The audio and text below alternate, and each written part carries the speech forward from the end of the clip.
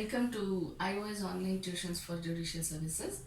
We have been conducting classes for Transfer of Property Act and we are continuing the same. We will go to section 77. But before that, I will tell you the subheading under which section 77 is given. That is known as priority. Here we get to see who has the priority towards mortgage money. Okay, section 77. Postponement of prior mortgagee.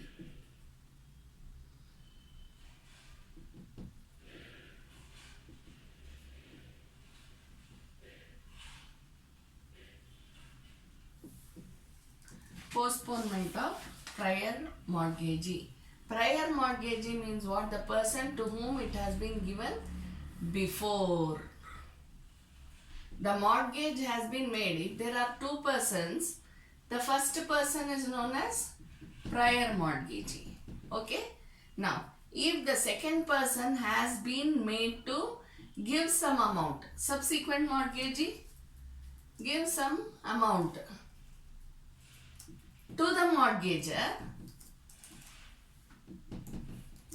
on the basis of any fraud or misrepresentation made by the mortgager to this party. Okay, if there is any fraud or misrepresentation or anything, there is some inducement made by the mortgager to by saying that I have so and so property, please give me the money. So what does he do? He advances the payment to the mortgager, whereas the property has already been given to the prior mortgagee. But mortgager gives amount, the person gives amount to the mortgager based on the fraud or misrepresentation or by any manner in which the mortgager induces the second person. So in that case, what happens? This person's mortgage money gets postponed. Understand? So it goes to the subsequent mortgagee. Subsequent mortgagee gets the, see, if it is by fraud, misrepresentation or something, if he knows that there is a prior mortgage, then he will not get such a right. We have already done that. But if there is some fraud or misrepresentation or some inducement which the mortgager uses to get money from the second person, then the mortgage money of the prior mortgagee shall stand postponed to be repaid. Okay. Then next we move on to section 79. This is 78, I'm sorry. We move on to section 79. Mortgage to secure uncertain amount.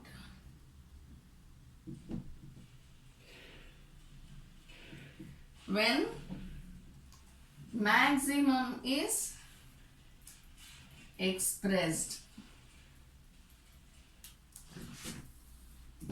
How to secure that is how to get the uncertain amount of mortgage money when the maximum is mentioned. For mortgage made to secure future advances, performance of the engagement or balance of a running account expresses the maximum which has been secured thereby. A subsequent mortgage of the same property shall, if made with notice to the prior mortgage, be postponed to the prior mortgage in respect of all advances or debit not exceeding the maximum, though made or allowed with notice to the subsequent mortgage. Okay. So here what are we taking? We are talking about an uncertain amount.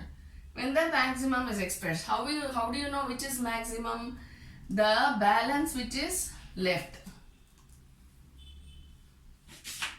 The balance which is left is deemed to be the maximum amount. So when the balance which is left is deemed to be the maximum amount, then how would it be? Then if the subsequent mortgagee knows about the prior mortgage, okay, a subsequent mortgage of the same property shall, if made with notice to prior mortgagee, be postponed to the prior mortgagee as respect all advances or debits not exceeding the maximum, though made or allowed with notice of the subsequent mortgage. So same property has been given to him also as a mortgage, to him also as a mortgage property. So who will get the first priority? The subsequent mortgage. Only the situation is different. Here what? Here the subsequent mortgage knows about the prior mortgage. Prior mortgage knows about the subsequent mortgage. But here what? It is by fraud or misrepresentation or inducement. But in both ways, the payment gets postponed to the prior mortgagee. Okay? The next section 80 has been repealed.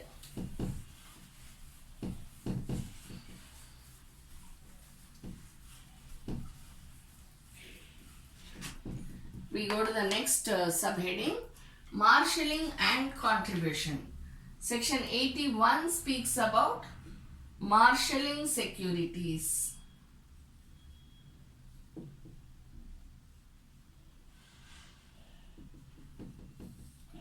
Marshalling securities. Here again we will be talking about prior mortgagee and subsequent mortgagee.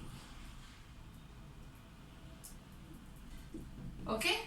If the owner of two or more properties mortgages an property to this person and subsequently mortgages to another person, the subsequent mortgagee, in the absence of a contract to contrary, is entitled to have the prior mortgage debt satisfied out of some other property.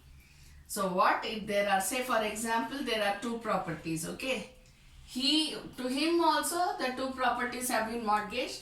Same two properties have been mortgaged to him too. So then how the money will be distributed?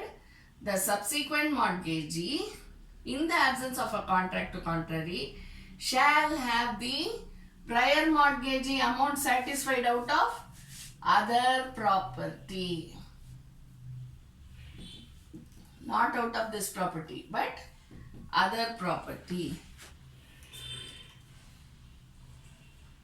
Not mortgaged to him, so far as the same will extend, but not so as to prejudice the rights of the prior mortgagee or of any other person who has for consideration acquired in the interest in any of the properties. So here you have a prior mortgagee, here you have a subsequent mortgagee. The same two properties have been mortgaged to both of them. But when it comes to marshalling, if there is a contract saying that out of this property only the mortgage debt will be paid to this person as well as this person, then subsequent mortgagee cannot say anything. But if there is no contract which says that this property shall satisfy him and him, there is no contract, then what shall the mortgagor do? Mortgagor shall satisfy the prior mortgagee with any other property which has not been mortgaged to the subsequent mortgagee. Understand? But just because there is a provision in law which says that it should be mortgaged out of, the payment should be made out of mortgage debt, it doesn't mean that subsequent mortgagee shall hold on to that provision. What is the rider there? Subsequent mortgagee shall not object to it if it affects the rights of the prior mortgagee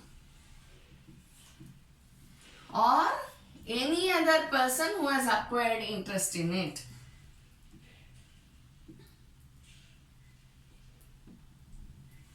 Who has acquired interest in the property. Who else can it be? If it is prior mortgagee, then it includes his legal representatives. Am I right?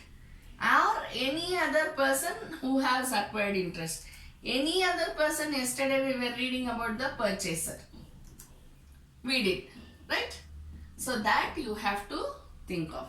If the objection will affect the right of either the prior mortgagee or any other person, then the subsequent mortgagee cannot tell the mortgager to make good the mortgage money out of any other property. Okay? But if there is a contract, he can object to it. No problem about that.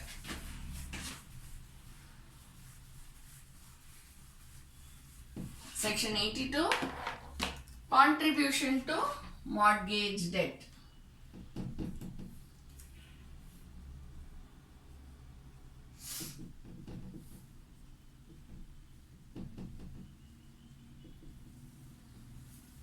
Where the property subject to a mortgage belongs to two or more persons having distinct and separate rights of ownership therein. There is one property, two people have the distinct rights over it. The different shares in or parts of such property owned by such persons are, in the absence of a contract to contrary, liable to contribute rateably to the debt secured by the mortgage. So if they have, see, there is only one property, but it is held by co-owners or joint owners, then how will they contribute? According to their share in the property. Okay, so it shall be proportionate to the share in their property. If he is holding only 33%, if he is holding the rest, then he will pay only up to the share in his property. He will pay the maximum. Understand? Where of two properties belonging to same owner, one is mortgaged to secure one debt, and then both are mortgaged to secure another debt. The former debt is paid out of the former property. Each party is, in the absence of a contract to the contrary, liable to contribute rateably. See, here we are talking about one property, two people. But if there are two properties, okay, which is owned by one person, this has been already mortgaged to one person and both together are mortgaged to another person. Understand? So how will it happen? This property shall be used to give him the mortgage money, and since both are mortgaged to him, proportionately. See, suppose if this is, he has taken a loan of 50 lakhs, okay. If this property is around 40 lakhs, then here, from here you will have to pay the 10 lakhs to the subsequent mortgagee. Whatever is the amount for this prior mortgagee, he shall pay out of this particular property. Again, always you should remember, unless there is a contract to the contrary. Okay, so rateably to the latter debt after deducting the amount of the former debt from the value of property out of which it has been paid. I told you this is one property which is given here. So this mortgage, this property is purely the right of the prior mortgagee. Subsequent mortgagee shall get a right if there is any balance of the value. Then next we go to, see this under section 82, whatever we read under section 81, the provision of marshalling, such property which is under marshalling shall not come under section 82 of contribution. Okay. Then next is subheading deposit in court.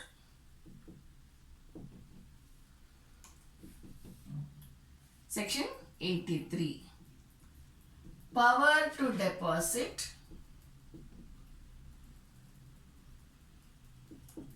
in court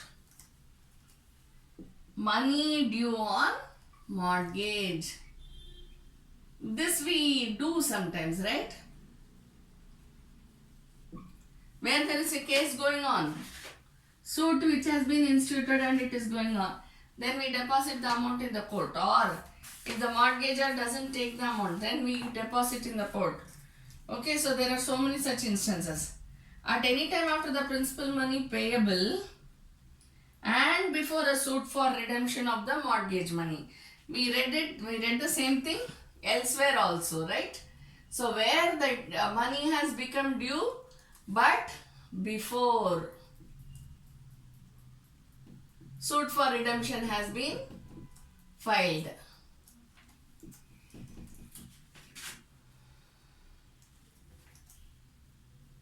And before a suit for redemption of the mortgage money is barred, the mortgagor or any other person entitled to institute such suit may deposit in any court in which he might have instituted such suit to the account of the mortgagee the remaining due on the mortgage. So what will happen?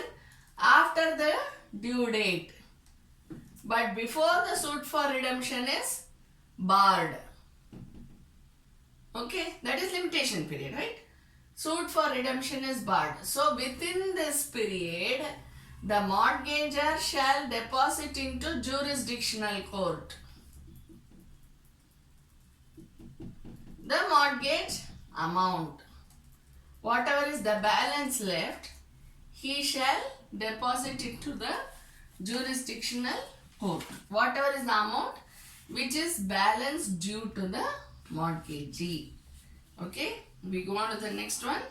Right to money deposited by the mortgagor. The court shall cause written notice of the deposit to be served on the mortgagee. And the mortgagee may, on presenting a petition verified in the manner prescribed by law for the verification of claims, stating the amount then due on the mortgage and his willingness to accept the money. So what should the mortgagee do? Upon this amount which has been deposited, the court will issue notice to the mortgagee, and then the mortgagee can file a claim petition saying that yes, I have this money is due to me and I am ready to accept the amount. Okay. Where the mortgagee is in possession of the mortgage property, the court shall, before paying to him the amount so deposited, direct him to deliver the possession.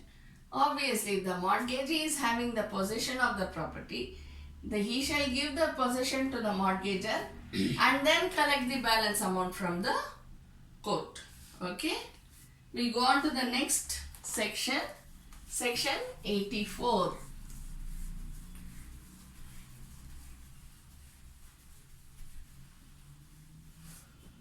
Section 84, cessation of interest.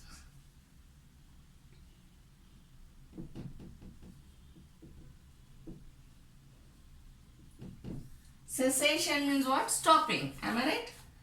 When the mortgagor or such person aforesaid has transferred or deposited in the court under section 83 the amount remaining, interest on the principal money shall cease from the date of such tender. Previous section we read about deposit in court. As soon as the amount is deposited in the court, the interest shall be stopped. No more interest shall be levied on the mortgagor. As soon as the mortgagor or such other person has done all that has to be done by him to enable the mortgagee to take such amount out of the court. Provided that where the mortgagor has deposited such amount without having made a previous tender thereof and has subsequently withdrawn the same, the principal money shall be payable from the date of such withdrawal. Okay? Nothing in this section or section 83 shall be deemed to deprive the mortgagee of his right of interest. Where there exists a contract, that he shall be liable to reasonable notice before payment or tender of the mortgage money. See, once the money is deposited into the court, the interest rate, the payment of interest shall be stopped. Okay, but one more thing is where the mortgagor has deposited the amount and then withdrawn the amount also. Okay, then interest shall be imposed from the date of such withdrawal.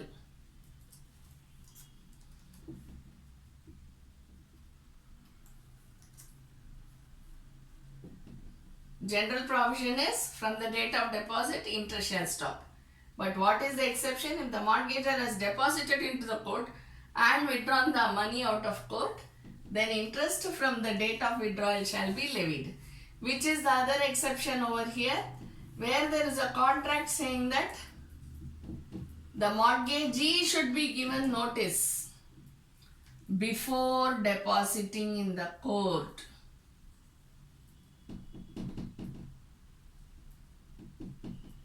And the mortgagor does not give such notice. Mortgagor does not give. Mortgagor doesn't tell the mortgagee that I am going to deposit in the notice. So mortgagee, even though it is written in the contract that there should be a notice, mortgagee is not given the notice. Even then, interest is leviable. Understand? So this is section 84. Cessation of interest and when the cessation doesn't happen. We go on to the next subheading.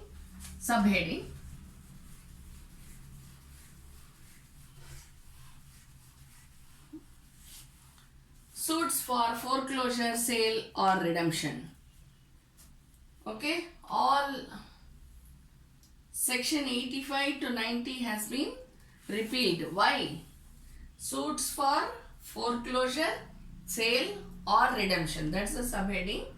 Section 85 to section 90. They all have been repealed because it is given in the CPC. So CPC shall take effect and this shall be repealed. Okay. So we go on to the next one which speaks about redemption. It is pure redemption, not suit for redemption, though they are all the same. Section 91. Persons who may sue for redemption.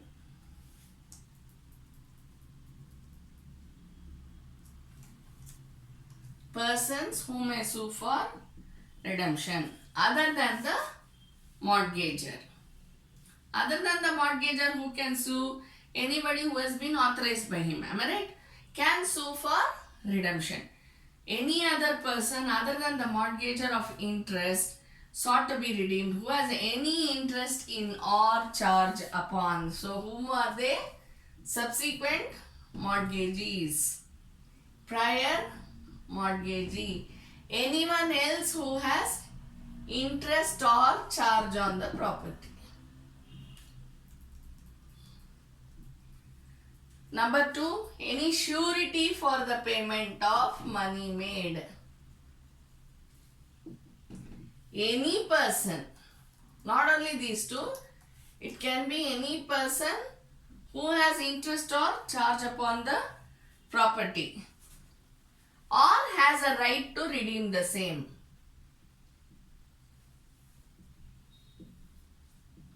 See, this is a very general clause. Here you can mean subsequent mortgagee, prior mortgagee, charge holder, legal representatives of the mortgagor. The mortgagor repays and then he passes away, he dies. Then the legal representatives can also sue for the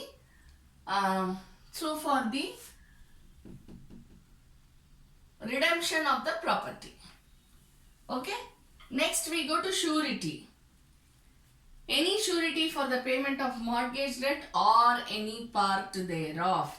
So when you are talking about suit for redemption, it can be, of course, nobody can file a suit for redemption upon part payment. Am I right? Mortgagor cannot do that.